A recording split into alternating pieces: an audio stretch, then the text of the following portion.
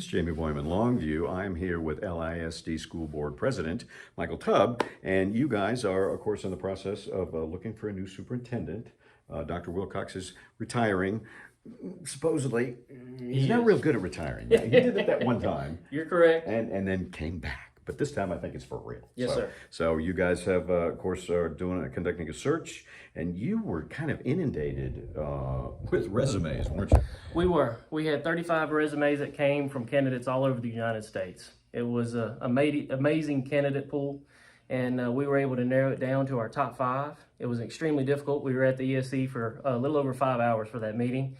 And now the hard work really begins, where we have to do our due diligence. Some of these resumes came in at 28 pages long, and so we're going to have to read them, go through them, and then have some face-to-face interviews, and hopefully be able to narrow it down from 5 to our top 2 or 3, and then after some more due diligence, pick our lone finalist. Wow. So it's, are any of them from around East Texas? The majority of them were from the state of Texas, but we had them from all over the United States. Now, every single one of the trustees, we had to sign a NDA, non-disclosure agreement, so we cannot get into the specifics of it, anywhere, region, where they were. I can just tell you they were from all over the United States, but the concentration of the candidates were from the state of Texas. Wow. Did you expect to get that many? No, I did not expect to get that many. I don't think our consultants expected to get that many, but they did say that this independent school district is a draw, and they were surprised from the, I guess, how far some of the resumes came from all over the United States, but they were not surprised about the excitement and the energy and the candidates wanting the opportunity to come lead our school district. It sounds like this might be a tough decision to make. They're probably all very well qualified. They are.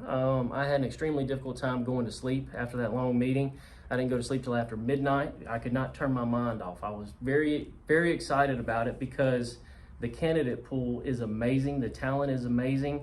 We're going to be left in good hands no matter who we choose, just from the candidates left in our top 5. Okay, so what kind of timeline are we looking at here to whittle? So we've got about 2 weeks of due diligence that we need to do, and then after that 2-week period, we're going to meet with all 5 that in our top 5. Then we're going to have about another week or 2 period and narrow that down to hopefully our top 2, and hopefully be able to name a lone finalist by May 20th, and then we have a 21-day period that they have to. It's mandated by the state. And then after that, we can look at hiring our new superintendent, and they will hopefully start July 1st, 2024. Wow, okay. And then, of course, Dr. Wilcox, I guess, staying on board for a little while to sort of help him, ease him into the position a little bit. Yes, there's always a transition period. And our consultant said a lot of times you see these superintendents will come in, they'll take either a 30, 60, a lot of times it's a 90-day transition period. It depends on how well they come in. They have to learn everything they can about the district, meet everybody, make sure they're comfortable, and that we want it as seamless as possible.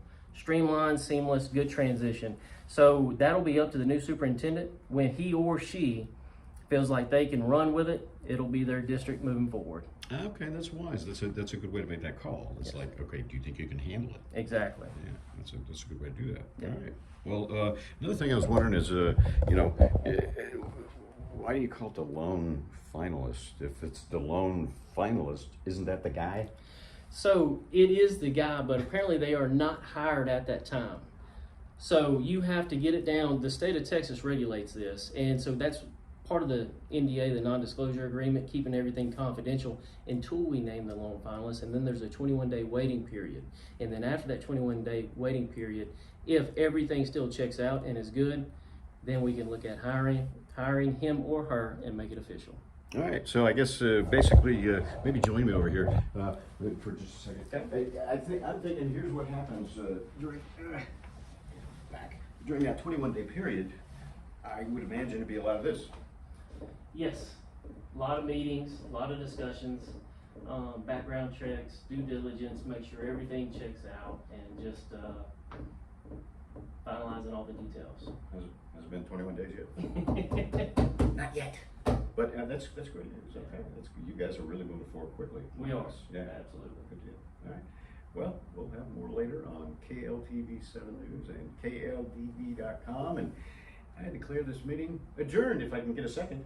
Second. Done.